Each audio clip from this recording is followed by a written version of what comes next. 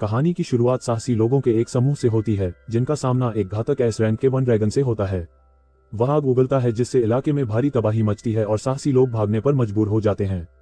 एक खेत में हमारी मुलाकात अल-लेन नाम के एक युवा किसान से होती है। वह अपनी फसलों की देखभाल कर रहा होता है और उनकी अच्छी पैदावार से खुश होता है। वह कुछ फसलें काटता है और बाजार जाने की तैयारी करता है। उसे अपनी स्टेटस विंडो से एक अलर्ट मिलता है और वह देखता है कि उसके सभी कृषि कौशल अधिकतम स्तर 10 पर पहुंच गए हैं। उसका दोस्त मछुआरा टेस्टर उसके साथ आता है और उसकी इस उपलब्धि से चकित होता है। टेस्टर को थोड़ी जलन भी होती है कि अल के पास 10 स्तर का मछली पकड़ने का कौशल है, जबकि उसे तो मछुआरा होना चाहिए था। अपने सभी कृषि कौशल को अधिकतम स्तर पर पहुंचा देने के बाद अल को अचानक अपने कौशल को एकीकृत और विकसित करने का एक विशेष विकल्प मिलता है। वह इसे स्वीकार करता है और प्रकृति प्रेमी की उपाधि प्राप्त करता है। अल उलझन में है कि इसका क्या मतलब है, लेकिन टेस्टर देखता है कि उसके पास अचानक 65,000 स्टेटस पॉइंट्स, 73,000 से अधिक आक्रमण और 45,000 रक्षा हैं। वे चौंक जाते हैं, लेकिन सभी को याद आता है कि उसे बाजार जाना है। अल बाजार की ओर चल पड़ता है।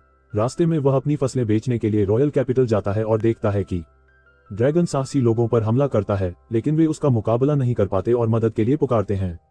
अल्स मदद करने का फैसला करता है और ड्रैगन का ध्यान भटकाने के लिए एक गाजर फेंकता है, लेकिन गाजर लगती है और ड्रैगन एक ही झटके में फट जाता है। साहसी लोग हैरान और भ्रमित रह जाते हैं कि क्या हुआ। अल्स भी अपनी नई ताकत देखकर हैरान रह जाता है। वह जल्दी से अपने रास्ते पर निकल जाता है और साहसी लोग केवल उसके निशान देख पाते हैं। अल्स शाही राजधानी मैजिस पहुंच जाता है, लेकिन जब वह द्वार पर होता है तो वहां एक लड़की होती है। अपहरण किए जाने के बाद नकाबपोश आदमी तेजी से आता है, लेकिन अल आगे कूदकर लड़की को बचा लेता है। नकाबपोश आदमी अल पर चाकू से हमला करता है, लेकिन अल आसानी से उसका चाकू छीनकर उसे हरा देता है। आदमी को गिरफ्तार कर लिया जाता है और लड़की उसे बचाने के लिए धन्यवाद देती है। तभी उन्हें घंटी की आवाज सुनाई देती है और अल जल्दी से भाग जाता है, क्योंकि वह देर नहीं करना चाहता। लड़की उसका नाम पूछती है, लेकिन वह जल्दी से निकल जाता है। वह बाजार पहुंचता है और अपनी फसलें पहुंचाता है। जैसे ही वह शहर छोड़ने लगता है, उसे गार्ड रोक लेते हैं। अल को लगता है कि वह मुसीबत में पड़ सकता है, लेकिन जिस लड़की को उसने बचाया था वह प्रकट होती है और अपना परिचय फालिस के रूप में देती है, जो राजधानी की राजकुमारी है। अल राजकुमार राजकुमारी से बात करते हुए घबरा जाता है, लेकिन वह उसे सामान्य व्यवहार करने का आदेश देती है। वह पूछती है कि क्या वह शाही परिवार की सेवा करने को तैयार होगा। वह कहता है, बिल्कुल नहीं, लेकिन केवल अपने मन में। इसके बजाय वह सावधानी से मना करने की कोशिश करता है और कहता है कि वह जिम्मेदारी नहीं संभाल सकता। वह जाने की कोशिश करता है, लेकिन फालिस उसे पकड़ लेती है। वह उसे बताती है कि वे उसे अच्छा भुगतान करेंगे, लेकिन अल कहता है कि उसे केवल किसान बनने में रुचि है। ये सुनकर फालिस उसे राजधानी के पास एक विशाल खेत देने की पेशकश करती है, जो 33 एकड़ से अधिक का है। अल पूछता है क्यों। वह उसे भर्ती करने के लिए इतनी दूर तक जाने को तैयार है। वह उसे बताती है कि ऐसा इसलिए है क्योंकि उसने 500 से अधिक शक्ति वाले नकाबपोश व्यक्ति को इतनी आसानी से हरा दिया था। अल पूछती है कि औसत शक्ति क्या होती है और फालिस बताती है कि औसत व्यक्ति की शक्ति लगभग 50 होती है, साहसी लोगों की लगभग 130, शूरवीरों की 600 तक और महान नायक की 1000 होती है। फालिस उसकी शक्ति देखना चाहती है, लेकिन अल जानती है कि वह उसे नहीं दिखा सकती। साहसी लोग लौटते हैं और रिपोर्ट करते हैं कि वन ड्रैगन हार गया है, हालांकि वे नहीं जानते कि यह किसने किया, केवल इतना पता है कि एक रथ ने रिपोर्ट सुनी थी। फालिस को शक है कि यह अल ने किया होगा, लेकिन जब वे विचलित थे अल जल्दी से भाग जाती है। इसके बावजूद फालिस उसे भर्ती करने के लिए दृढ़ रहती है। अचानक एक गार्ड फालिस को बताता है कि उसे महल में वापस बुलाया जा रहा है। एक रिपोर्ट है कि राक्षसों का एक बड़ा झुंड राजधानी की ओर बढ़ रहा है। ऑर्क्स, ड्रैगन और गोलेम जैसे सभी प्रकार के राक्षस।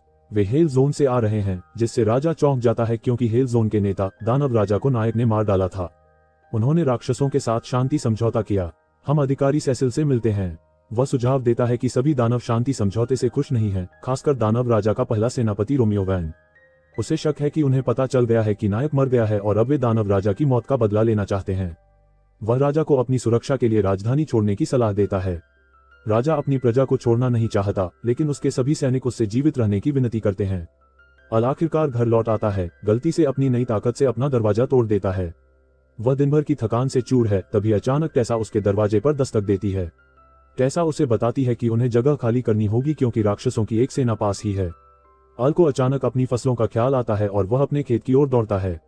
अपनी फसलों को ठीक देखकर उसे राहत मिलती है। राक्षसों की सेना वहां से गुजरती है और अल को एहसास होता है कि वे सीधे राजधानी की ओर बढ़ रहे हैं। वह इसमें शामिल नहीं होना चाहता क्योंकि वह सिर्फ एक किसान है, लेकिन फिर उसे एहसास होता है कि अगर राजधानी गिर गई तो उसके पास अपनी फसल बेचने के लिए कोई जगह नहीं होगी। इस बीच राजा और राजकुमारी राजधानी से भाग निकले हैं, लेकिन वे एक बंद गली में आ जाते हैं। राजा पर अचानक ऊर्जा के विस्फोट से हमला होता है। सेसिल रूप बदल लेता है और पता चलता है कि वह वास्तव में दानव सेनापति रोमियो है। गया था शुरू से ही उन्हें धोखा देते हुए। वह अपनी योजना का खुलासा करता है कि वह अपने रूपांतरण जादू का उपयोग करके राजा बनकर राज्य पर शासन करेगा और लोगों को पता भी नहीं चलेगा, लेकिन पहले उसे राजा को मारना होगा। वह अपने काले जादू से हमला करता है, लेकिन राजा एक सुरक्षा कवच बना लेता है। राजा के उसे बनाए रखने के संघर्ष के दौरान सुरक्षा कवच टूटने लगता है। फैलिस सुरक्षा कवच को मजबूत करने में मदद करती है, लेकिन रोमियो दूसरा हमला करता है। सुरक्षा कवच टूट जाता है और राजा अब अकेले सुरक्षा कवच को बनाए नहीं रख पाती।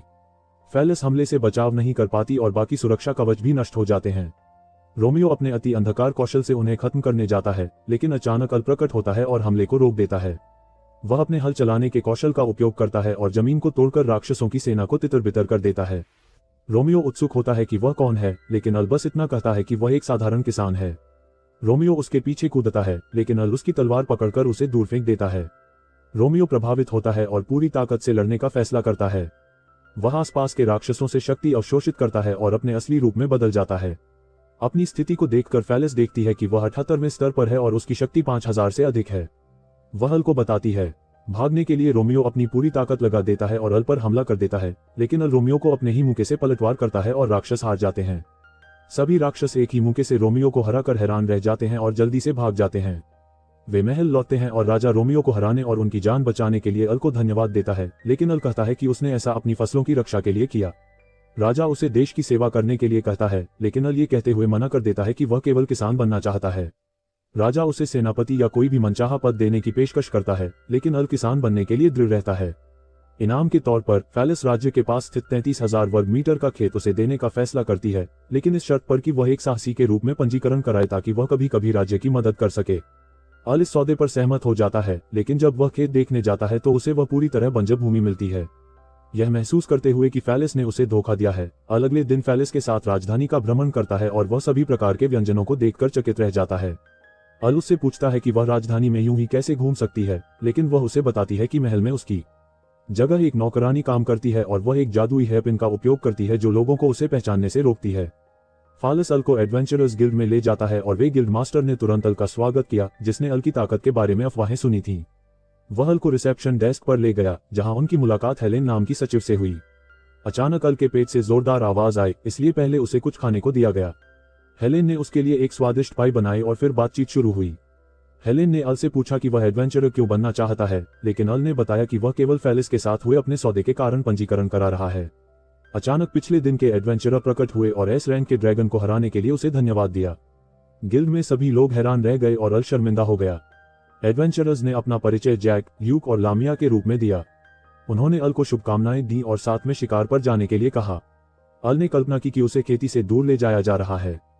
हेलेन ने हेलेन से कहा कि वह एक क्वेस्ट करना चाहता है, लेकिन उसने समझाया कि एडवेंचरर्स को एफ रैंक से लेकर डबल एस रैंक तक रैंक दी जाती है। चूंकि वह एक नया एडवेंचरर है, इसलिए वह शुरुआत में केवल आसान क्वेस्ट ही ले सकता है। उसने सुझाव दिया कि वह ग्रिम फॉरेस्ट से 10 जड़ी बूटियां इकट्ठा करने के क्वेस्ट से शुरुआत करे। हेलेन ने उससे कहा कि उसे कुछ उपकरण ले लेने चाहिए क्योंकि वहां कुछ मुश्किलें आ सकती हैं। अल राक्षसों के बारे में सोचता है, लेकिन कहता है कि वह इतना गरीब है कि कुछ भी नहीं खरीद सकता। ये सुनकर हेलेन उसे अपना पुराना जादुई सुरक्षा से लैस लबादा देती है। अल इसे लेने में हिचकिचाता है, लेकिन हेलेन जिद करती है और उसे पहनने में मदद करती है। लबादे में अल को देखकर हेलेन चकित रह जाती है क्योंकि वह उसे किसी खास व्यक्ति की याद दिलाता है। वह उसे शुभकामनाएं देती है, लेकिन अल केवल अपने खेतीबाड़ी के जीवन के बारे में सोच रहा होता है। अल जंगल की ओर निकल पड़ता है और झुंड इकट्ठा करता है। इकट्ठा करते समय उसे एक अजीब काला शल्क मिलता है। वह सोचता है कि किस राक्षस ने इसे गिराया होगा, लेकिन अचानक एक मादा ओर्क उसके पास आती है। वह उस पर झपटती है और उसके साथ प्रजनन करना चाहती है, लेकिन जैक आकर उसे बचा लेता है। ओर्क हार जाती है और अल उसकी मदद के लिए उसे धन्यवाद देता है। वह पूछता है कि क्या वे काले शल्क के बारे में और जानते हैं। जैक ने एक काले अजगर के बारे में अफवाहें सुनी हैं, लेकिन वह इस पर विश्वास नहीं करता क्योंकि काले अजगर ऊंचे इलाकों में रहते हैं, जंगलों में नहीं। लानिया सुझाव देती है कि वह इसे अच्छी कीमत पर बेच सकता है। अचानक एक जबरदस्त आभा उन्हें घेर लेती है। वे डर से जम जाते हैं क्योंकि एक काला अजगर प्रकट होता है। अजगर अंधेरे में लिपटा हुआ है और उनके पास से गुजर जाता है। अल भयभीत है, लेकिन किसी तरह उसकी स्थिति पर नजर डालने पर वह चौंक जाता है। इसके भयानक आकार को देखकर एक लड़की भाग रही होती है, लेकिन पकड़ी जाती है और हेलेन अगले दिन अपने बुरे सपने से जागती है। उसकी मां देखती है कि वह ठीक नहीं लग रही है। हेलेन उसे बताती है कि उसकी याददाश्त कमजोर हो रही है और उसे याद नहीं आ रहा कि उसने पिछले दिन काम के बाद क्या किया।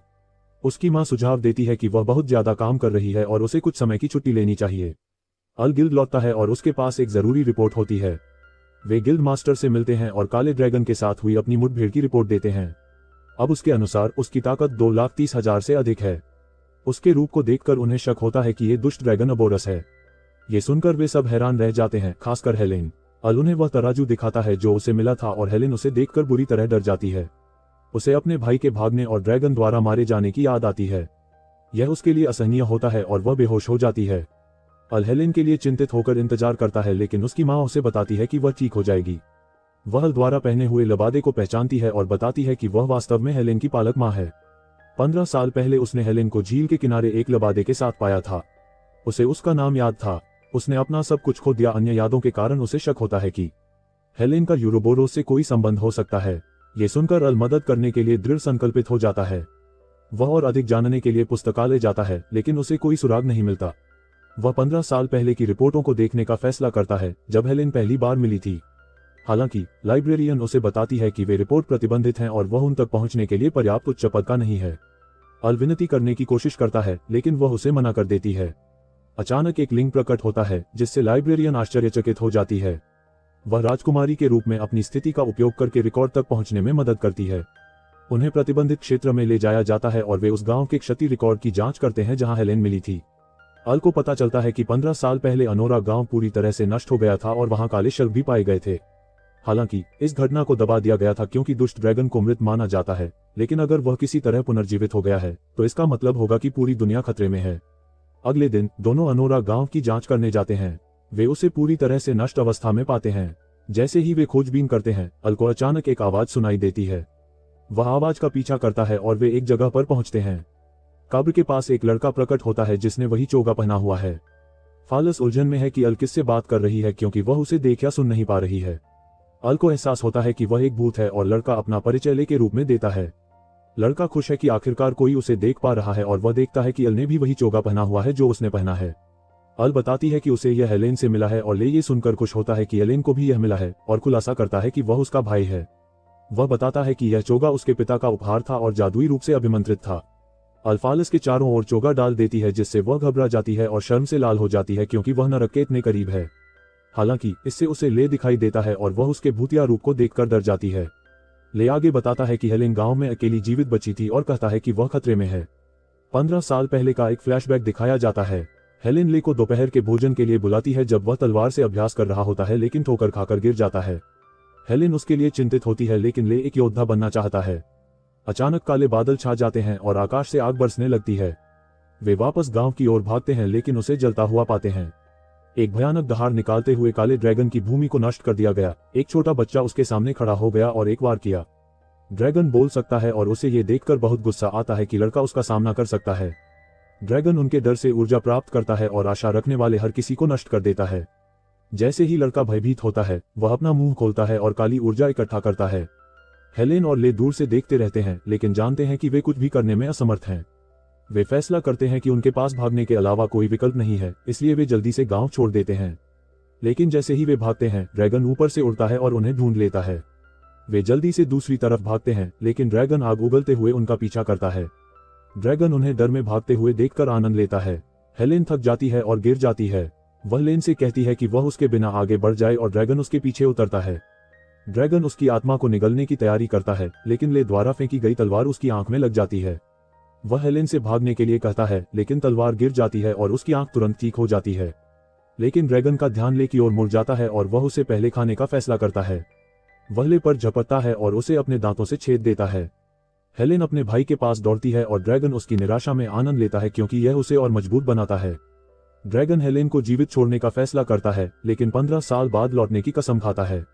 को उसका घर फिर से तबाह कर देता है, जिससे उसे और भी ज्यादा भावनात्मक चोट पहुंचती है और फिर उसकी आत्मा को खा जाता है। लेई हेलेन की मृत्यु में भी उसकी रक्षा करने की कसम खाता है और यह सुनकर ड्रैगन अपनी आत्मा को उस क्षेत्र से बांधने का फैसला करता है ताकि वह उसके भयानक भाग्य का साक्षी बन सके। इसके बाद ड्रैगन गायब हो जाता है और लेई भी वर्तमान में लौट आती है। लेई बताती है कि ड्रैगन हमेशा एक जीवित व्यक्ति को छोड़ जाता है ताकि वे कहानी फैला सकें और भी ज्यादा डर पैदा कर सकें, और जब वह जागेगा तो वह उस व्यक्ति का शिकार करेगा और चक्र दोहराएगा। लेई फेरल से हेलेन की रक्षा करने में मदद करने की भीख मांगती है, लेकिन वह कहता है कि ड्रैगन बहुत शक्तिशाली है। लेई बताती है कि ड्रैगन ने उसकी आत्मा को तभी खाया जब वह निराश हो गया था। उसका मानना है कि वे निराशा की विपरीत शक्ति का उपयोग करके ड्रैगन की शक्ति को कम कर सकते हैं। लेई अल से अपनी बहन को संदेश पहुंचाने में मदद करने के लिए कहता है और अल जल्दी से फालिस को लेकर भाग जाता है। वे जल्दी में है क्योंकि आज ड्रैगन के पिछले हमले के ठीक 15 साल बाद है। फालिस को बोरी की तरह ले जाए जाने पर शर्म आती है और वह उसे अपनी बाहों में उठाने के लिए कहता है, लेकिन वह कहता है कि ये दौड़ने का सबसे तेज तरीका है जो उसने एक किसान के रूप में सीखा है। वे इसे वापस शहर में और सौभाग्य से अजगर अभी तक प्रकट नहीं हुई है। फालिस अल को उसके साथ इस तरह का व्यवहार करने के लिए राक्षस कहती है, लेकिन उसकी अपार सहनशक्ति से भी चकित है। दोनों अपने अपने रास्ते चले जाते हैं। अल एलन को खोजने जाती है और फालिस गिल्ड में वापस पहरेदारों को तैयार करती है। हेलेन की माँ उसे देखने जाती है, लेकिन पाती है कि वह अपने कमरे से गायब है। हेलेन जंगल में अकेली चलती है और जल्द ही काला अजगर उसके सामने प्रकट होता है। वह 15 साल बाद उसका अभिवादन करता है और हेलेन की भूली हुई यादें वापस आने लगती हैं। उसे याद आता है कि उसके भाई की मृत्यु उसी की गलती थी। अजगर उसे याद दिलाता है कि अगर वह न होती तो उसका भाई मर जाता। वह कहता है कि उसकी वजह से शहर के सभी लोग जल्द ही मर जाएंगे। हेलेन उससे शहर पर हमला न करने की भीख मांगती है, यहाँ तक कि अपनी जान भी देने की पेशकश करती है, लेकिन अजगर किसी को भी जीवित छोड़ने का इरादा नहीं रखता। हेलेन निराश हो जाती है और अपनी जान देने की तैयारी करती है, लेकिन अल ठीक समय पर पहुंचकर उसे रोक देता है। एलन को होश आता है, लेकिन अजगर अल पर हमला करके उसे दूर फेंक देता है। अल अपने लबादे की सुरक्षा के कारण बच जाता है। अजगर हैरान है कि एक इंसान उसके हमले से कैसे बच सकता है, लेकिन अल कहता है वह सिर्फ एक इंसान नहीं है, वह एक किसान है। हेलेन उसे भाग जाने के लिए कहती है, लेकिन अल अजगर पर हमला कर देता है।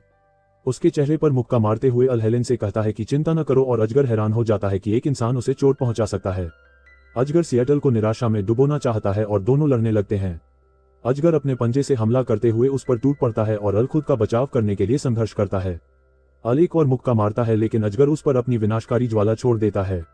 एलिस दूर जा गिरती है और अल उससे कहता है कि उसे छोड़ दे क्योंकि वह नहीं चाहता कि उसकी वजह से और लोग मरें, लेकिन अल उससे कहता है कि यह उसकी गलती नहीं है।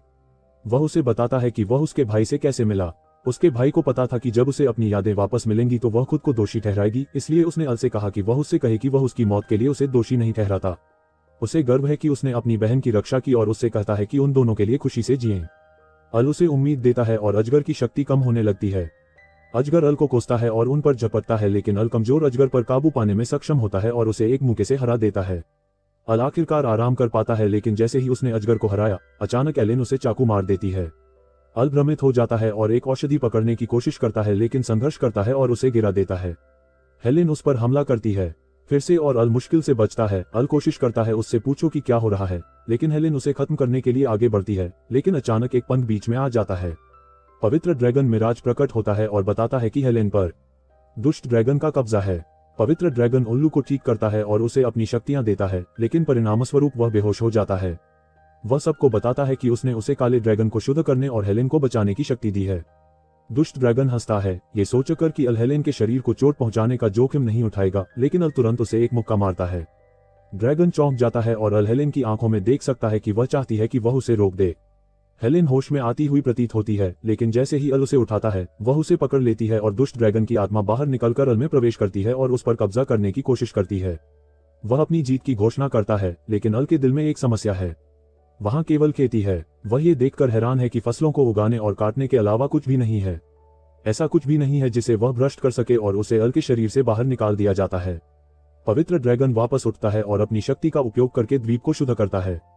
दुष्ट ड्रैगन की आत्मा चकनाचूर हो जाती है और पवित्र ड्रैगन अल को उसकी मदद के लिए धन्यवाद देता है। प्रकाश की किरण फीकी पड़ जाती है। अल और हेलेन बेहोश पड़े थे। जब अल होश में आया तो उसने पाया कि गिल्ड में पहुंचकर फालिस उसे गले लगाती है और खुश होती है कि वह ठीक है। अल पूछता है कि ड्रैगन का क्या हुआ और एलन उसे बताता है कि यूरोबोरोस शुद्ध हो गया है और पवित्र ड्रैगन भी गायब हो गया है। अल पूछता है कि क्या हेलेन प्रेतबाधित होने के बाद ठीक है। हेलेन कहती है कि वह ठीक है और उसे अपने हाथों और पैरों को ड्रैगन के पंजों में बदलने की क्षमता भी मिल गई है। एलिस ये सोचकर हैरान हो जाती है कि वह अभी भी प्रेतबाधित है, लेकिन हेलेन दिखाती है कि वह अपनी शक्ति को स्वतंत्र रूप से नियंत्रित कर सकती है। वह भविष्य में इस शक्ति का उपयोग अच्छे कामों के लिए और लोगों को बचाने के लिए करने की योजना बना रही है। हेलेन अचानक फालिस और अल के रिश्ते के बारे में पूछती है, क्योंकि वह उसे राजकुमारी के रूप में नहीं पहचानती, क्योंकि उसके बालों में जादुई पिन लगी है। अल थोड़ा चिंतित हो जाता है और फालिस कहती है कि वे बचपन के दोस्त हैं। गिल्ड मास्टर जैक और उसके दोस्तों के साथ अंदर आते हैं। वे खुश हैं कि हेलेन ठीक है और इस बात से हैरान है कि अल ने दुष्ट ड्रैगन को हरा दिया। वे सोचते हैं कि महल ड्रैगन को हराने के लिए अल को क्या इनाम देगा और फालिस कसम खाती है कि एक बड़ा इनाम होगा, लगभग अनजाने में अपनी पहचान उजागर करते हुए। वे अल की जीत का जश्न मनाने के लिए एक पार्टी करते हैं। ल्यूक अल को उनके साथ शराब न पीने के लिए चिढ़ाता है, लेकिन फेलिस उसके मन की बात पढ़ लेती है और जानती है कि अल अपने आलू की कटाई के बारे में सोच रहा है। सुबह हेलेन उसे आराम करने के लिए कहती है और अपनी नई शक्ति सबको दिखाती है और वे अपनी रात का आनंद लेते हैं। अगली सुबह टेस सेल की फसल में मदद करने आती है। सेल ये देखकर हैरान रह जाता है कि अल 2 अलग अलग खेतों का प्रबंधन कैसे कर सकता है। अचानक डाकिया रिक दौड़ता हुआ आता है और अल को एक पत्र देता है। यह उसके पिता का पत्र है जिसमें लिखा है कि उन्होंने उसे कुछ समय से नहीं देखा है और उसे उनसे मिलने आना चाहिए। अल दुविधा में है क्योंकि वह राजधानी में गिल्ड के बहुत सारे मिशनों में व्यस्त है। अल एक टमाटर के स्टॉल के पास से गुजरता है। वह उसके आकार और रंग को देखकर चकित रह जाता है। जब वह एक टुकड़ा खाता है तो वह उसे स्वादिष्ट पाकर हैरान रह जाता है। वह जानना चाहता है कि इसे किसने उगाया है और उसे पता चलता है कि यह ला लुकास नामक कस्बे के एक खेत से है। दुकानदार उसे बताता है कि उनका रहस्य एक विशेष उर्वरक का उपयोग करना है। अल तेजी से गिल्ड की ओर निकल पड़ता है। वह हेलेन को बताता है कि उसे गिल्ड से छुट्टी चाहिए, जिससे हेलेन घबरा जाती है, लेकिन अल कहता है कि उसे अपने परिवार से मिलने और उन टमाटरों को देखने के लिए लुकास जाना है। वह पूछता है कि क्या कुछ अन्य साहसी लोग उसके मिशनों में उसकी मदद कर सकते हैं और हेलेन उसे बताती है कि वह उसकी मदद कर सकती है। उसने खुलासा किया कि वह भी उसकी बदौलत एक साहसी बन गई है। गिल्ड के बाहर की शक्तियों के बीच उसकी मुलाकात फेलिस से होती है। वह उसके साथ एक खोज पर जाना चाहती है, लेकिन जब वह उसे अपने माता पिता से मिलने की योजना के बारे में बताता है तो वह उत्साहित हो जाती है और उसके माता पिता से मिलकर उन्हें धन्यवाद देने के लिए उसके साथ जाने का फैसला करती है। अल उसे रोकने में नाकाम रहता है और जल्दी से भाग जाता है।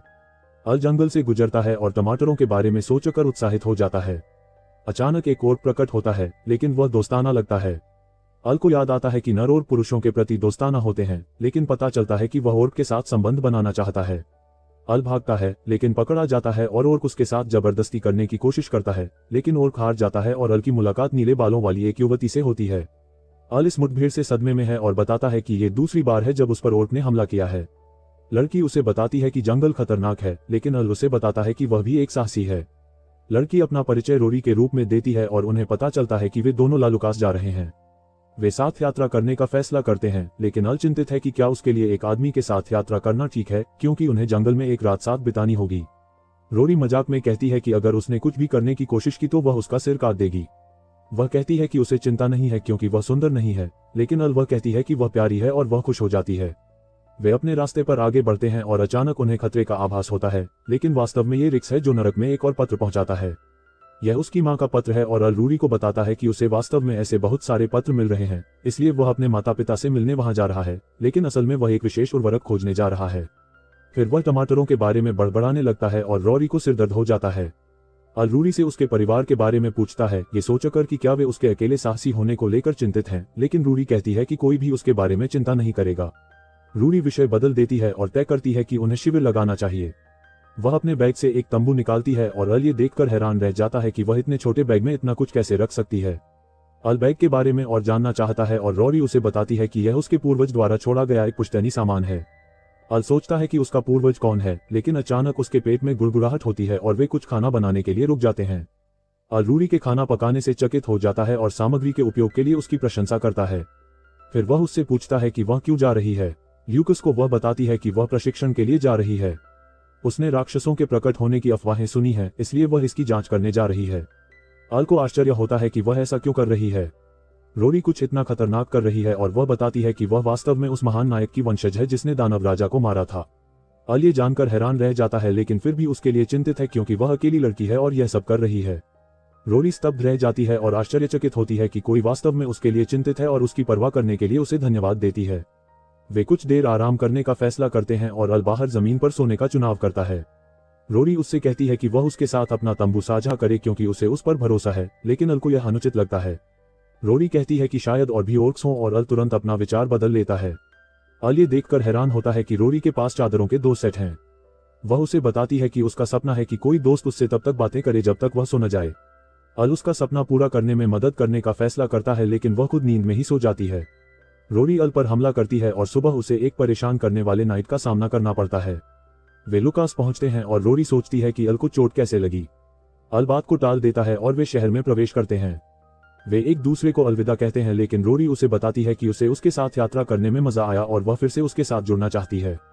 अल उससे कहता है कि जब भी वह वापस आए तो वह उसकी अंगरक्षक बने। वह कैपिटल लौट जाता है और वह खुशी खुशी मान जाती है। वह उसके लिए एक नक्शा बनाती है और रूरी उससे कहती है कि जब वह वापस जाने के लिए तैयार हो जाए तो उसे ढूंढ ले। रूरी राक्षसों के बारे में पूछताछ करती है लेकिन किसी ने कुछ नहीं सुना। अचानक उसे एक चीख सुनाई देती है और एक लड़की दावा करती है कि उसकी बहन का अपहरण एक राक्षस ने कर लिया है।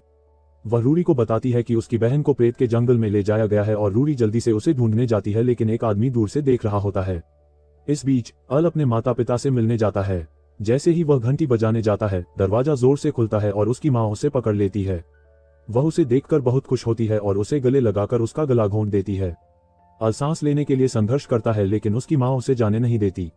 उसके पिता आते हैं और यह सोचकर उसके चेहरे पर मुक्का मारते हैं कि वह अपनी पत्नी के साथ कुछ कर रहा है, लेकिन फिर उन्हें एहसास होता है कि यह सिर्फ उनका बेटा था। उसकी पत्नी गुस्से में उसे वापस घर में खींच लाती है और उसे सजा देती है। वे रात का खाना खाते हैं और अल को उसकी माँ स्वादिष्ट खाना खिलाती है जबकि उसके पिता को सजा मिलती रहती है। अल खाने की तुलना रूरी के खाने से करता है और उसकी माँ अचानक ये जानने में दिलचस्पी लेने लगती है कि क्या वह उसकी प्रेमिका है। उसके पिता उससे कहते हैं कि उसे शादी कर लेनी चाहिए और बच्चे पैदा करने चाहिए, लेकिन उसकी पत्नी अल के लिए अभी बहुत छोटा होने की बात कहते हुए उसकी कमर टूट जाती है। रोरी के बारे में अल बताता है कि वह उससे अभी अभी मिला था और उसकी माँ जल्दबाजी में निष्कर्ष निकालने के लिए माफी मांगती है। बाद में अल के पिता उससे उसके काम के बारे में पूछते हैं और अल उन्हें बताता है कि वह खाद लेने आया है। उसके पिता अपने नक्शे पर वह जगह दिखाते हैं जहां खाद मिल सकती है, लेकिन फिर अल से उस जगह के बारे में पूछते हैं। अल उन्हें बताता है कि यह वही होटल है जहां रूरी ठहरी है, लेकिन उसके पिता को याद नहीं आता कि उस जगह पर कोई होटल भी है। अल फिर अपने पिता से राक्षसों के बारे में पूछता है, लेकिन उसने इसके बारे में कुछ नहीं सुना है। उसके पिता उसे सोने का समय बताते हैं और अल जल्दी से अपने पिता का बिस्तर छीन लेता है और कहता है कि वह अपने कमरे में वापस नहीं जा सकता क्योंकि उसकी माँ वहां उसका इंतजार कर रही है। अगले दिन अल खाद उठाता है और रूरी से मिलने जाने का फैसला करता है, लेकिन अचानक अल को चीखने की आवाज सुनाई देती है और वह भीड़ में भाग जाता है। वह आदमी कहता है कि उस पर एक राक्षस ने हमला किया था, लेकिन वह नीले बालों वाली एक लड़की की वजह से बच गया। अल जगह पूछता है और जल्दी से रूरी को ढूंढने के लिए भाग जाता है। वह आदमी वापस उठता है और अपनी उंगली के एक झटके से भीड़ और होटल एक भ्रम साबित होते हैं। अल रूरी को ढूंढते हुए जंगल में भागता है, लेकिन उसे वह लड़की मिल जाती है। रूरी की मुलाकात अली से एक राक्षस द्वारा आसानी से हमला किए जाने से पहले हुई थी। वह राक्षस को नष्ट कर देता है और जब लड़की उसे धन्यवाद देती है तो वह भी एक राक्षस में बदल जाती है और उस पर हमला करती है, लेकिन अचानक रूरी प्रकट होती है और उसे बचा लेती है। वह उसे बताती है कि जंगल इन राक्षसों से भरा हुआ है, लेकिन तभी पहले वाला आदमी प्रकट होता है और अपना परिचय लोकी के रूप में देता है और खुद को एक राक्षस बताता है। वह इस बात पर हैरान होता है कि रूरी इतनी आसानी से कैसे मूर्ख बन गई, जबकि शहर में किसी ने भी कोई राक्षस नहीं देखा है, और उसे नायक बनने के योग्य कहता है। रूरी सोचती है कि अल को इसमें क्यों घसीटा गया, जबकि उसे सिर्फ उसके पीछे होना चाहिए था, लेकिन लोकी कहता है कि अल वास्तव में उससे ज्यादा महत्वपूर्ण है क्योंकि उसने अकेले ही राक्षस जनरल रोमियो और दुष्ट ड्रैगन को हराया है। अल को एहसास होता है कि वह राक्षसों के सहयोगियों में से एक है, लेकिन लोकी कहता है कि वे उसके स्तर के भी नहीं थे। रूरी उस पर हमला करती है, लेकिन वह आसानी से बच जाता है और पलटवार करता है। अल रूरी की ओर दौड़ता है और उस पर अपने उपचार जादू का प्रयोग करता है। लोकी इस क्षमता से आश्चर्यचकित होता है और अल से पहले न निपटने पर पछताता है। रूरी अल से माफी मांगती है और कहती है कि वह उसका मुकाबला नहीं कर सकती, लेकिन अल उसे चिंता न करने के लिए कहता है क्योंकि वह एक किसान है। वह उसकी ओर दौड़ता है। लोकी को दूर फेंक दिया जाता है। अल अपना हमला जारी रखता है, लेकिन उसे जमीन पर पटक दिया जाता है। वहां एक विशाल गड्ढा बन जाता है और अल वह मुश्किल से खुद को संभाल पाता है, लेकिन उछलकर वापस खड़ा हो जाता है और लोकी पर एक मुक्का मारने में कामयाब हो जाता है। लोकी भी पलटवार करते हुए काली ऊर्जा से भरा एक मुक्का मारता है, जिससे सब कुछ उड़ जाता है और अल गिर जाता है। उसके अंडकोश फट जाते हैं। लोकी के घाव भरने लगते हैं और वह देख पाता है कि बाकी राक्षस अल का मुकाबला नहीं कर पाए। अल खुद पर भी उपचार का मंत्र पढ़ता है और वापस खड़ा हो जाता है। लोकी सब कुछ खत्म करने के लिए तैयार है, लेकिन अल पूछता है कि वह उसे क्यों निशाना बना रहा है। लोकी बताता है कि वह उन सभी के पीछे पड़ा है जो उसकी भविष्य की योजनाओं के लिए खतरा बन सकते हैं। अल और रूरी के अलावा वह हेलेन के पीछे भी पड़ने वाला है, क्योंकि उसे दुष्ट ड्रैगन की शक्तियां विरासत में मिली हैं। अल ये सुनकर हैरान हो जाता है कि हेलेन भी निशाने पर है। लोकी फिर रूरी के बारे में बात करने लगता है, जिसे अगले नायक के रूप में पवित्र ईश्वर का आशीर्वाद मिलना चाहिए था, लेकिन वह पवित्र ईश्वर की किसी भी शक्ति का उपयोग नहीं कर पाई है। वह सब कुछ खत्म करने का फैसला करता है और अपने कीड़े राक्षसों को बुलाता है। अल और रूरी कीड़ों से जूझते हैं और रूरी अल को भागने के लिए कहती है, लेकिन अल मना कर देता है और कीड़ों से लड़ते हुए कहता है कि वह सबसे अच्छा किसान बनना चाहता है और वह अगर वह उसे ऐसे ही छोड़ देता तो वह खुद को माफ नहीं कर पाता। वे कीड़ों को खत्म कर देते हैं, लेकिन लोकी एक और हमला करता है। अल शील्ड्स रूरी जादू से एक बड़ा धमाका होता है। जब धुआं छटता है तो वे किसी तरह बच जाते हैं, लेकिन बुरी तरह घायल दिखाई देते हैं और भी कीड़े निकलते हैं। रूई दूर जा गिरती है और अल नीचे दब जाता है। लोकी उसे बताता है कि एक बार कीड़े काट ले तो वे कभी नहीं छोड़ते। फिर वह रूई को खत्म करने के लिए उसकी ओर मुड़ता है और रूई अपने माता पिता को याद करती है जिन्होंने दूसरों के ये कहने के बावजूद कि वह हीरो नहीं बन सकती उसे प्रोत्साहित किया था। वह हीरो न बन पाने के लिए माफी मांगती है क्योंकि लोकी उस पर हमला करने के लिए आगे बढ़ता है, लेकिन अचानक कीड़े सफेद हो जाते हैं और बिखर जाते हैं। अल मुक्त हो जाता है। वह बताता है कि यह उसके उर्वरक की शक्ति के कारण है जिसका कीटनाशक प्रभाव होता है।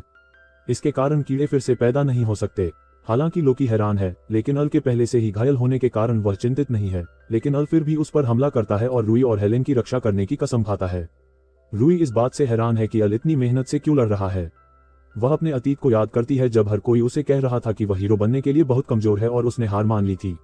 लेकिन अल के दृढ़ संकल्प को देखकर उसे एहसास होता है कि हीरो होना ताकतवर होने के बारे में नहीं है, बल्कि यह वह व्यक्ति है जो चाहे कुछ भी हो जाए, मदद करने की कोशिश करना कभी नहीं छोड़ता। लड़ाई करना लोकी पर रूई किसी तरह वार कर देती है। लोकी का घाव तुरंत ठीक हो जाता है, लेकिन रूई हार न मानने पर भी लड़ने के लिए दृढ़ संकल्पित है। रूई अचानक अपने हीरो की शक्तियों को जागृत करती है और अपने पवित्र वार से लोकी पर हमला करती है। ये हमला बेहद असरदार होता है और रूई एक और वार करके उसे खत्म कर देती है। रूई अल को हीरो होने का मतलब समझाने के लिए धन्यवाद देती है, लेकिन अल थकान से चूर होकर उसकी गोद में सो जाता है। रूई कबूल करती है कि वह अल को पसंद करती है। रात हो जाती है और आखिरकार वह जाग जाता है।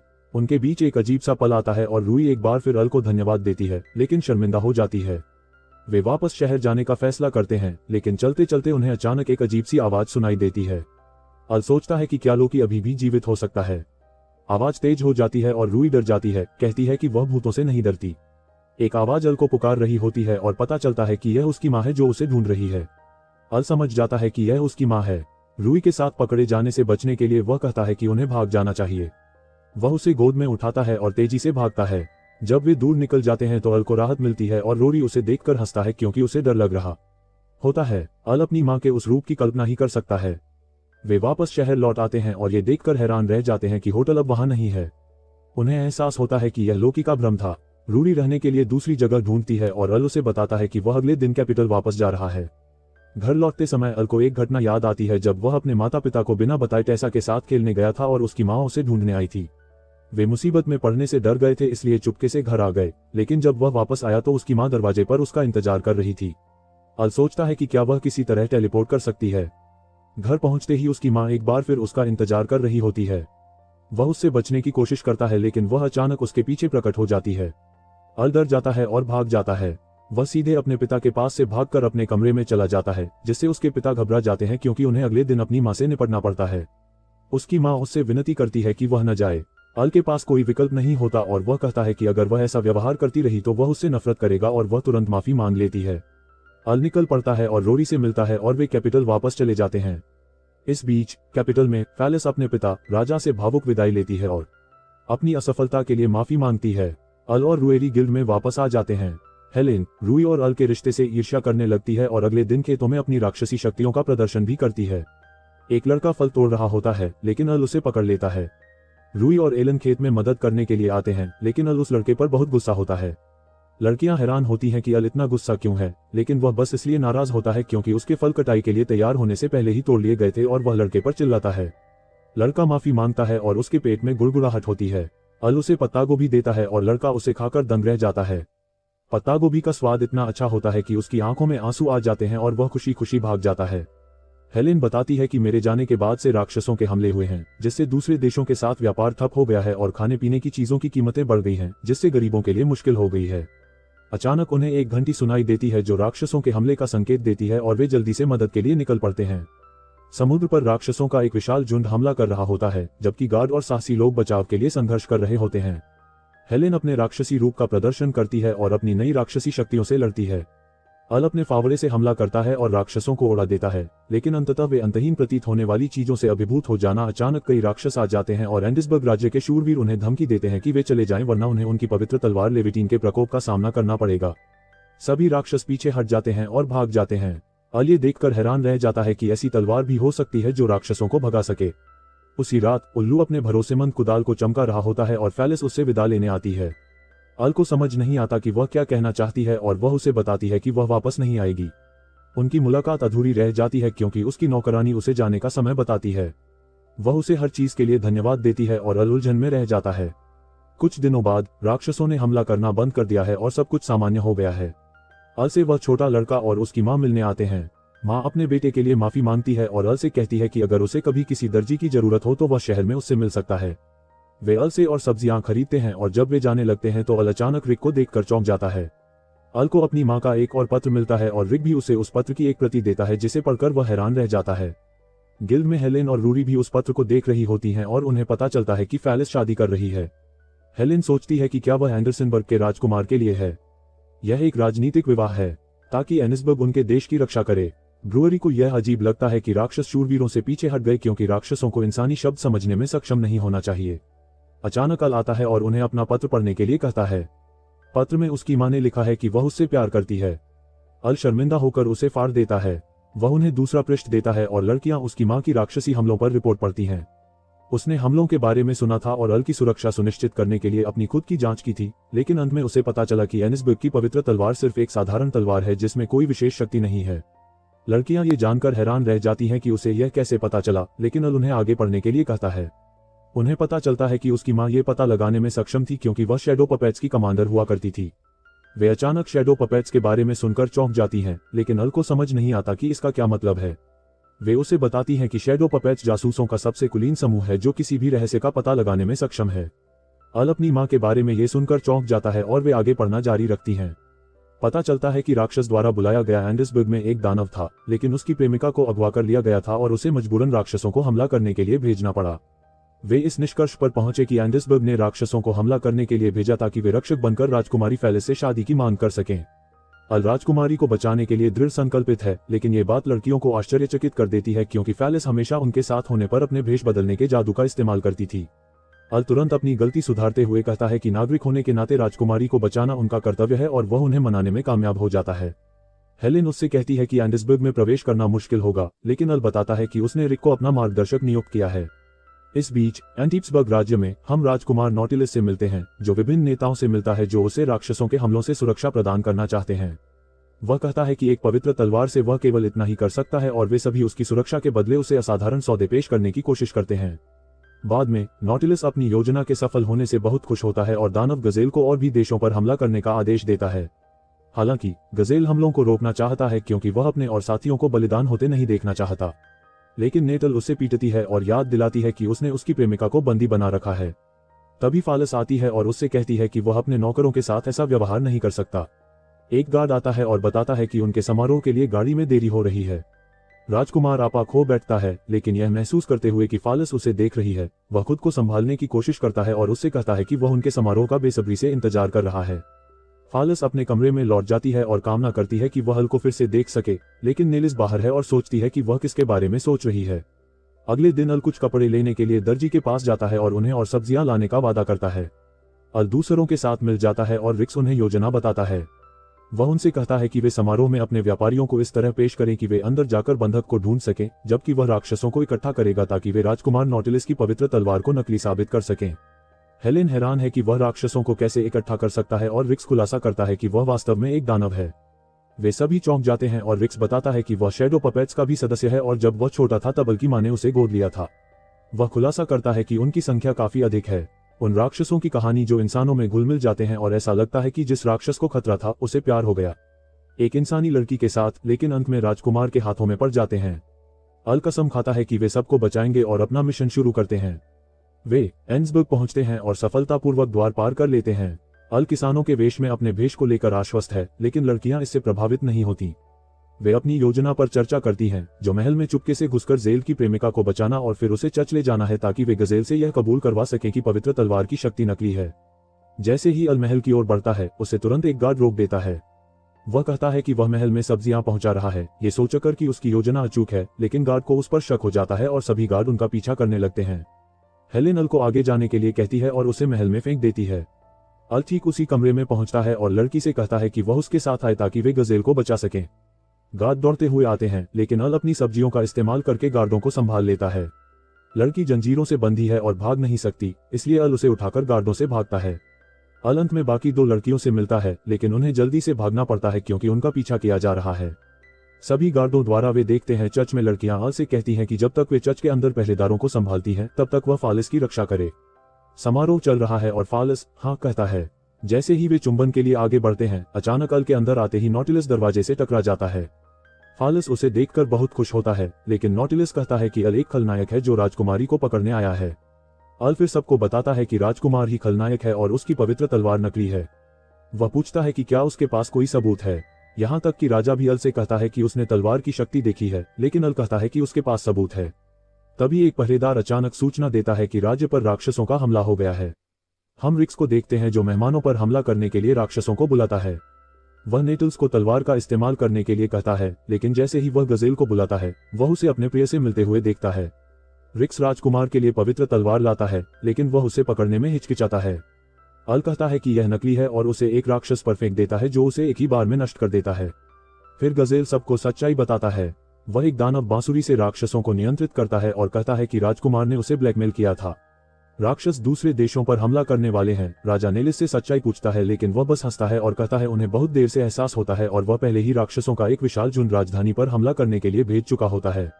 गजेल हैरान है क्योंकि उसने ऐसा कोई आदेश कभी नहीं दिया था, लेकिन नॉटिलस कहती है कि राक्षसों के शवों को बिखेरकर उन्हें लुभाया जा सकता है। मेडलिस्ट कहता है कि अब बहुत देर हो चुकी है, लेकिन रूरी और हेलेन अंदर आते हैं और कहते हैं कि राक्षसों के साथ पिछली लड़ाई के बाद राजधानी इतनी आसानी से नहीं गिरेगी।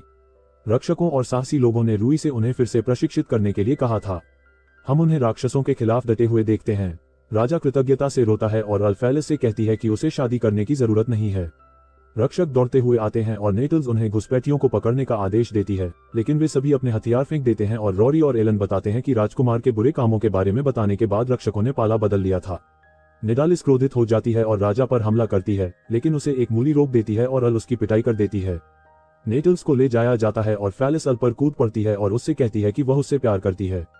रूरी हैरान और राजकुमारी से ईर्ष्या करती है। अल कोशिश करता है ये कहना कि यह सब एक गलतफहमी थी, लेकिन राजा भी उसे धन्यवाद देता है और राजा के रूप में परिवार में उसका स्वागत करता है। नॉटिलस जब जाने लगता है तो रिक्स उसे रोक लेता है और उसे एक पत्र देता है जिससे साबित होता है कि नॉटिलस किसी और के लिए सिर्फ एक मोहरा था। वह राजा को सावधान रहने की चेतावनी भी देता है। इसके बाद सभी गिल्ड का जश्न मनाते हैं और गिल्ड मास्टर अल को बताता है कि सभी उससे मिशन के लिए अनुरोध कर रहे हैं, लेकिन अल उसे याद दिलाता है कि वह सिर्फ एक किसान बनना चाहता है। फेलिस गिल्ड में आता है और राजधानी की रक्षा में मदद करने के लिए साहसी लोगों को पुरस्कृत करता है। हेलेन सोचती है कि उसे ऐसा क्यों लग रहा है जैसे वह राजकुमारी को जानती है और अल घबरा जाता है। फेलिस अपने भेष में लौट आती है और अल इस रहस्य को छिपा नहीं पाता। फेलिस आधिकारिक तौर पर रूरी से मिलती है और घोषणा करती है कि वही अल के साथ रहेगी।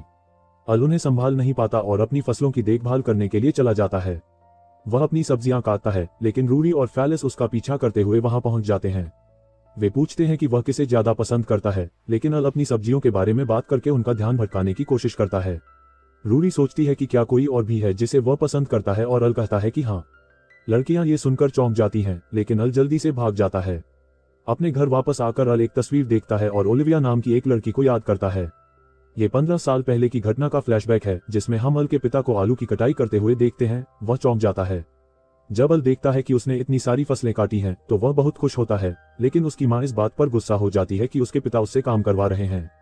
अल कुछ आलू पड़ोसियों को देने के लिए ले जाता है, लेकिन अचानक वे देखते हैं कि 2 आदमी एक लड़की का पीछा कर रहे हैं।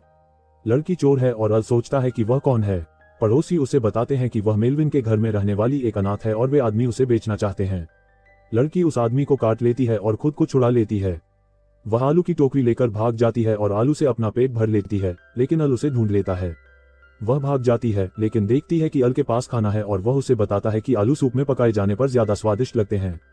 वह उससे डरती है, लेकिन अल सूप वहीं छोड़ देता है और वह उसे खाने से खुद को रोक नहीं पाती। अगले कुछ दिनों तक अल उसके लिए खाना लाता रहता है और आखिरकार वह उसका इंतजार करती है और उन्हें बात करने का मौका मिलता है। वह अपना परिचय ओलिविया के रूप में देती है और ये देखकर हैरान होती है कि अल ने इतना स्वादिष्ट खाना उगाया है।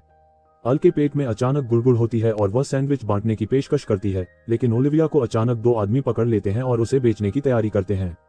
अल कहता है कि उसने खाना बंद कर दिया है चोरी करते हुए, लेकिन वे लोग उसे बताते हैं कि वे अपने नुकसान की भरपाई करने के लिए अल उनसे उसे जाने देने की भीख मांगता है और कहता है कि वह उसके द्वारा चुराई गई हर चीज वापस कर देगा। हालांकि वे लोग उस पर विश्वास नहीं करते और मना कर देते हैं, लेकिन अल के पिता आते हैं और स्थिति के बारे में पता चलता है।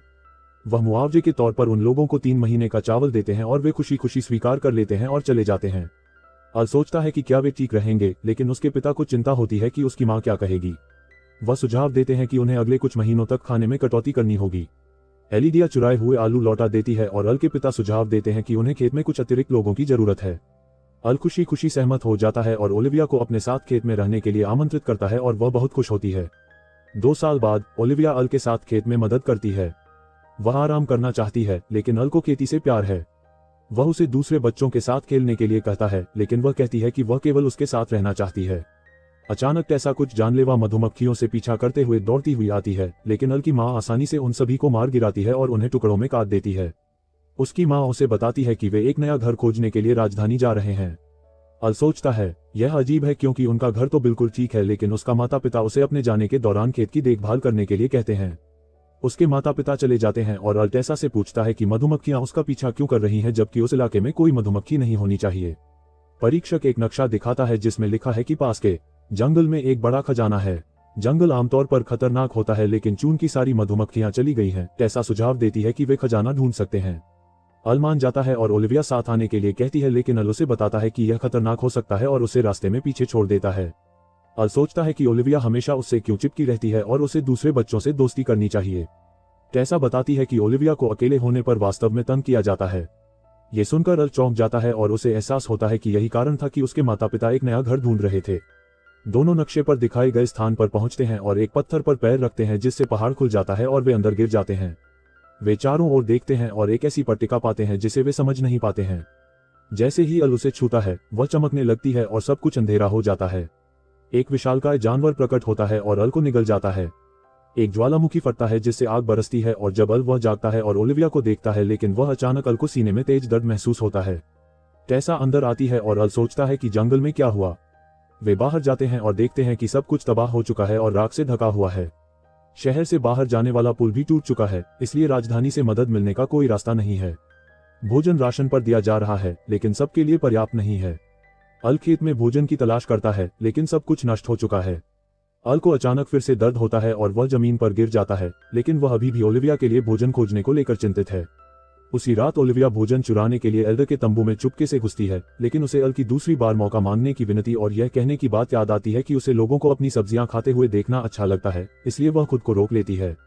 अगले दिन ओलिविया सारा भोजन मिलाकर अल को दे देती है। अल पूछता है कि सामान्य से अधिक भोजन क्यों है और वह उससे झूठ बोलती है कि राजधानी से 8 लोग आ गए हैं। एलिस खुश होती है और ओलिविया कहती है कि वह उस भोजन को खाने के लिए बेताब है जो वह आने वाले दिनों में उगाएगा। ओलिविया अपना भोजन बांटती रहती है और अंत में अल के बारे में सोचते हुए बेहोश हो जाती है। अल सोचता है कि लिडिया और टेसा कहाँ चली गई हैं। अंदर भागा और अल को बताया कि उन्हें मिल गया है। ओलिविया के शव के बारे में टेसा उसे बताती है कि वह भूख से मर गई थी, लेकिन अल उलझन में है क्योंकि उन्हें राजधानी से 8 संदेश मिले थे। टेसा उसे बताती है कि उन्हें राजधानी से कोई खबर भी नहीं मिली है और अल को एहसास होता है कि ओलिविया ने उसके लिए क्या किया था। अल उसके लिए रोता है और उसकी मौत के लिए खुद को दोषी ठहराता है। अल को उसके लिए सब्जियां उगाने का अपना वादा याद आता है और वह काम पर लौट जाता है। एक दिन एक ड्रैगन को गोली मारने के बाद अल को जमीन पर एक बेहोश लड़की पड़ी मिलती है और वह उसे अपने घर ले जाता है। जब अल उठता है तो देखता है कि लड़की उठ गई है और पूछती है कि वह यहाँ कैसे आए और सोचती है कि क्या उसने उसका अपहरण किया था। अल समझाने की कोशिश करता है कि वह संदिग्ध नहीं है और जब उसने उसे पाया तो वह बस चिंतित था। लड़की बताती है कि वह एक मिशन जारी करने के लिए गिल्ड जा रही थी और अब वह उसे ले जाने की पेशकश करता है। अल अपना परिचय देता है और लड़की अपना नाम लीनिया बताती है। बाद में रॉरी मिलने आता है, लेकिन लीनिया को देखकर घबरा जाता है क्योंकि उसने अल के कपड़े पहने हुए हैं। रॉरी गलत समझ लेता है और रोते हुए भाग जाता है और उसे बदतमीज कहता है। वे गिल्ड पहुंचते हैं जहां हेलेन सुनती है। लीनिया के अनुरोध पर वह कहती है कि उसके शहर में कुछ अजीबोगरीब हो रहा है, लेकिन वह इसे समझा नहीं पा रही है। हेलेन को लगता है कि अनुरोध बहुत अस्पष्ट है, लेकिन जब लीनिया बताती है कि वह गैलिया शहर से है तो अल आखिरकार उस मिशन को स्वीकार कर लेता है। अल हैरान रह जाता है क्योंकि गैलिया दुनिया की सबसे अच्छी शतावरी के लिए मशहूर है और वह वहां जाने के लिए बेताब है। वे जाने की तैयारी करते हैं, लेकिन लीनिया उलझन में है। उसके इतने अच्छे व्यवहार के बावजूद उसे लगता है कि अल का कोई छिपा हुआ मकसद होगा क्योंकि उसके पिता ने उसे सिखाया था कि पुरुष भेड़ियों की तरह होते हैं। अल उसे समझाने की कोशिश करता है और हालांकि उसे अभी भी उस पर थोड़ा शक है, फिर भी वह उस पर भरोसा करने का फैसला करती है। इस बीच रूई देख रही होती है और उसे जलन होती है। उन्हें गैलिया के लिए सवारी मिल जाती है, लेकिन रास्ते में एक और उनका पीछा करने लगता है। अल घबरा जाता है, लेकिन ड्राइवर ज्यादा चिंतित नहीं होता। लेकिन जब वह पीछे मुड़कर देखता है तो एक पूरा झुंड उनका पीछा कर रहा होता है और अल को अपने पिछले अनुभवों से भावनात्मक आघात लगा होता है। जब अल उठता है तो वह देखता है कि उसने एक पेंडेंट पहना हुआ है। लीनिया उसे बताती है कि यह एक ऐसा पेंडेंट है जो नसों को शांत करने में मदद करता है। वे शहर पहुंच जाते हैं और जब वे वहां से गुजरते हैं तो अल को अजीब लगता है कि बाजार में गार्ड पोछे पकड़े हुए हैं। एलिस एक स्टॉल देखती है और जल्दी से शतावरी का ऑर्डर देती है। जैसे ही सीख पक रही होती है, अल पूछने की कोशिश करता है कि क्या उस आदमी ने कुछ अजीब होते हुए देखा है। आदमी कहता है कि सब ठीक है और अल अपना खाना परोसता है, लेकिन वह पूरी तरह से जला हुआ होता है। अल उलझन में पड़ जाता है, लेकिन फिर उसे एहसास होता है कि वह आदमी अजीब व्यवहार कर रहा है। अचानक एक ठेला पलट जाता है और जब अल उस आदमी को देखता है तो वह भी अजीब व्यवहार कर रहा होता है। अल को अचानक उठा लिया जाता है और कहीं दूर ले जाया जाता है। बाद में अल लीनिया के घर जाता है। उसका परिवार एक पेंडेंट की दुकान चलाता है और वह सोचती है कि पेंडेंट की वजह से ही वह बाकी शहरवासियों की तरह अजीब व्यवहार नहीं कर रही है। अल उससे पूछता है कि उसके माता पिता कहाँ हैं, लेकिन वह उसे बताती है कि जब विसंगति शुरू हुई थी तब वे लापता हो गए थे।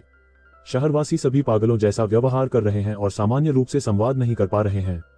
शहर का मुखिया प्रकट होता है और अल को उस व्यक्ति से मिलकर सम्मानित महसूस होता है जिसने शतावरी क्रांति शुरू की थी। वह भी एक पेंडेंट पहने हुए है और अल उससे शहर के बारे में पूछता है। मुखिया कहता है कि यह एक लंबी कहानी है और उसे रात के खाने पर आमंत्रित करता है, लेकिन फिर से सभी को उठा लिया जाता है और कहीं दूर ले जाया जाता है। बाद में वे मुखिया के घर जाते हैं और उनके साथ रात का खाना खाते हैं।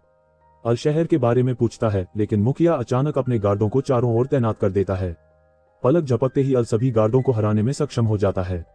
वह मुखिया पर हमला करता है, लेकिन लीनिया बीच में आ जाती है। मुखिया बताता है कि लीनिया किसके लिए काम कर रही है और हम देखते हैं कि वह एक दानव के वश में है। पता चलता है कि उसने अपनी शक्ति एक क्रिस्टल में डालकर उसे शहर में देवी की मूर्ति में स्थापित कर दिया है ताकि वह सभी को नियंत्रित कर सके। अल द्वारा दानव जनरल और दुष्ट ड्रैगन को हराने के बारे में सुनने के बाद वह राजधानी के साथ भी ऐसा ही करने की योजना बना रहा है। अल के शरीर में एक क्रिस्टल डालकर राजधानी को नियंत्रित करने की योजना उसने बनाई थी। लीनिया बताती है कि उसके पास कोई विकल्प नहीं था क्योंकि उसके माता पिता को बंधक बना लिया गया था। जैसे ही दानव अल के शरीर में क्रिस्टल डालने की तैयारी करता है, वह एक फ्लैशबैंग फेंकता है जिससे कुछ होता हुआ प्रतीत नहीं होता, लेकिन एक विस्फोट होता है और देवी की मूर्ति नष्ट हो जाती है। दानव हैरान है कि क्या हुआ और अल बताता है कि फ्लैशबैंग उसके दोस्तों के लिए सिर्फ एक संकेत था। दानव चौंक जाता है क्योंकि लीनिया इस पूरे समय उस पर नजर रख रही थी, लेकिन अल बताता है कि जब वह शहर में बह गया था तो वास्तव में वह रूरी और हेलेन थीं। उन्होंने लीनिया के माता पिता को भी बचाया था। अल कहता है और यह सब खत्म हो गया है, लेकिन दानव लॉर्ड को बंधक बना लेता है। अल शतावरी की शक्ति का उपयोग करता है और लॉर्ड को जबरदस्ती खिलाता है। वह लॉर्ड को शतावरी के प्रति अपने प्रेम की याद दिलाता है और वह दानव के नियंत्रण से मुक्त होने में सक्षम हो जाता है। अल इस मौके का फायदा उठाता है और उसे खत्म कर देता है। लीनिया उसकी मदद के लिए उसे धन्यवाद देती है। वह उसे चुंबन देती है, जिससे रूई बहुत नाराज हो जाता है। निराशा से भरी वह घोषणा करती है कि जब वह बड़ी हो जाएगी तो उसे ढूंढकर उसका दिल जीत लेगी। अल स्तब्ध रह जाता है और वापस कैपिटल की ओर चल पड़ता है। इसके बाद अल रोरी, हेलेन और फेलिस की मदद से अपने खेत की देखभाल करने लगता है। फेलिस, हेलेन और रोरी दोनों को मिले पेंडेंट देखती है और ईर्ष्या करने लगती है। वह अल से फिर से अपने प्यार का इजहार करना चाहती है, लेकिन रोरी उसे याद दिलाती है कि वे अल को कुछ समय देना चाहते हैं। अचानक उन्हें अल के चीखने की आवाज सुनाई देती है। वह ये देखकर टूट जाता है कि उसकी फसलों के बीच कुछ खरपतवार उगाए हैं। यह एक हानिकारक खरपतवार है जो आसपास की फसलों से सारे पोषक तत्व सोख लेता है। वह ये देखकर क्रोधित हो जाता है कि उसकी देखरेख में इतना कुछ उग गया है। हेलेन को ये देखकर हंसी आती है कि खरपतवार उन राक्षसों से भी बड़ा खतरा है जिनका उसने सामना किया है। वे अपनी सब्जियां बेचने के लिए शहर जाते हैं। सब्जियां काफी लोकप्रिय हो जाती हैं और यहाँ तक कि राजा भी भेष बदल कर आता है।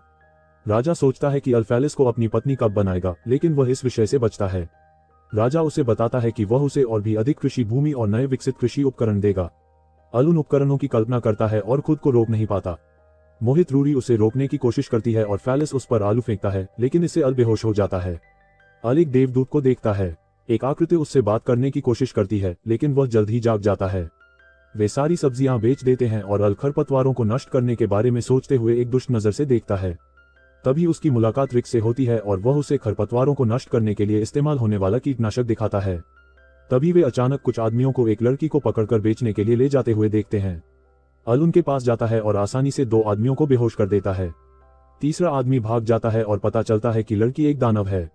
लड़की डरी हुई है, लेकिन रिक्स उसे उरिया के रूप में पहचान लेता है और उसे दिखाता है कि वह भी एक दानव है। रिक्स बताता है कि उरिया दानव स्वामी की बेटी है। उरिया दानवों को बचाने के लिए उनकी मदद की भीख मांगती है और बताती है कि उसके सेवक वॉल्टी ने अचानक उससे कहा कि वह सुरक्षित नहीं है। फिर उसने एक पोर्टल खोला और उसे दूर भेज दिया। वह वापस जाकर दानवों को बचाना चाहती है, लेकिन रिक्स कहता है कि दानवों का इलाका समुद्र के दूसरी ओर है और नाव से वहां पहुंचने में कम से कम 3 दिन लगेंगे। अल ये काम अपने ऊपर ले लेता है और अपना कीटनाशक रिक्स को दे देता है ताकि वह अपनी फसलों की देखभाल कर सके। अल उन्हें बताता है कि उसके पास वहां पहुंचने का एक तेज तरीका है और वह दौड़ते हुए उसे ले जाता है। पानी में यूरिया घबरा जाती है और उसे रुकने के लिए कहती है, लेकिन अल कहता है कि अगर वह रुका तो वे डूब जाएंगे। अंत में वे आगे बढ़ते हैं। वे दानवों के इलाके में पहुंच जाते हैं और यूरिया शुक्रगुजार होती है कि वे इतनी जल्दी वहां पहुंच गए। अचानक वॉल्टी प्रकट होता है और उन पर हमला करना शुरू कर देता है। अल किसी तरह हमले को रोकने में कामयाब हो जाता है, लेकिन वॉल्टी अपने जादू से हमला जारी रखता है और यूरिया पर भी वार करता है। अल किसी तरह उसके पीछे पहुंचकर उसे बेहोश कर देता है। यूरिया हैरान है कि वह उस पर हमला क्यों कर रहा था। वॉल्टी उठ खड़ा होता है और एक और हमले की तैयारी करता है, लेकिन अचानक अल की मां प्रकट होती है और उसे बेहोश कर देती है। वह बताती है कि उसने रिक से सुना था और यह सुनिश्चित करने आई थी कि वह ठीक है। वे दोनों साथ में निकल पड़ते हैं और दानव राजा के महल में पहुंचते हैं। वे पाते हैं कि सभी गार्ड मर चुके हैं और अल सोचता है कि क्या हुआ। उसकी मां सोचती है कि उन्हें एक दूसरे से लड़ने के लिए नियंत्रित किया गया था, ठीक वैसे ही जैसे वॉल्टी को नियंत्रित किया गया था। यूरिया सिंहासन कक्ष में दौड़ती है और अपने पिता को जमीन पर पड़ा पाती है। अल को एक गार्ड मिलता है जो अभी भी जीवित है और वह बताता है कि वहां एक लड़की थी जिसे उसने अचानक अल की मां के रूप में देखा था। अल उस पर हमला करने की कोशिश करता है, लेकिन सभी उसे रोक देते हैं। अल समझ जाता है कि वह उसकी मां नहीं है, क्योंकि उसकी असली मां उसे देखते ही इतनी जोर से गले लगा लेती कि उसकी हड्डियां टूट जाती। वह इस बात से हैरान है कि वह उसके भेष को पहचान सका। वह लौट आती है, अपने असली रूप में प्रकट होती है और पता चलता है कि वह वास्तव में ओलिविया है। एलिस ये देखकर हैरान रह जाता है कि वह अभी भी जीवित है, उस समय को याद करते हुए जब उसने उसकी मृत्यु देखी थी। ओलिविया बताती है कि वह दुष्ट देवता की शक्ति के कारण जीवित है। वह अपनी शक्ति का प्रदर्शन करते हुए यूरिया पर हमला करती है, लेकिन अल मर जाता है और उसे बचाने में कामयाब हो जाता है। एक बड़ा धमाका होता है और जब धूल छटती है तो पूरा पहाड़ उड़ चुका होता है। ओलिविया आश्चर्यचकित होती है कि अल उसके हमले से कैसे बच गया और कहती है कि ऐसा इसलिए हुआ होगा क्योंकि उसके शरीर में भी दुष्ट देवता की शक्ति है। अल उसकी बात समझ नहीं पाता और ओलिविया समझाती है कि उसकी प्रकृति प्रेमी क्षमता, जिसने उसके सभी गुणों को बढ़ाया है, वास्तव में दुष्ट देवता की क्षमता है। अल को विश्वास नहीं होता क्योंकि वह कभी दुष्ट देवता से नहीं मिला है, लेकिन ओलिविया उसे बताती है कि वह मिल चुका है। वह वादा करती है कि अगर अल उसके साथ आने का फैसला करता है तो वह सब कुछ समझाएगी। वह उससे कहती है कि वे फिर से साथ रह सकते हैं और अपनी मोहक आंखों से उसे मनाती है, लेकिन यूरिया उसे पुकारती है और वह अपने होश में आ जाता है। एलिडिया उसके बीच में आने से नाराज हो जाती है और यूरिया की गर्दन पकड़ लेती है। वह उसकी मदद करने की कोशिश करता है, लेकिन ओलिविया उसे रोक देती है। वह उससे कहती है कि अगर वह दुष्ट देवता की शक्ति को स्वीकार कर लेता है तो वह उसे जीवित रहने देगी। एलिस अल को भागने के लिए कहती है और ओलिविया उससे तंग आकर उसे खत्म करने का फैसला करती है। अल खुद को छुड़ा लेता है और इससे पहले कि ओलिविया एलिस पर हमला कर पाती, एलिस का पेंडेंट अचानक सक्रिय हो जाता है और जब अल अपनी आंखें खोलता है तो पाता है कि समय रुक गया है। अल हैरान है कि क्या हो रहा है, लेकिन देवदूत जैसी आकृति एक बार फिर उसके सामने प्रकट होती है। वह खुद को अच्छाई की देवी बताती है।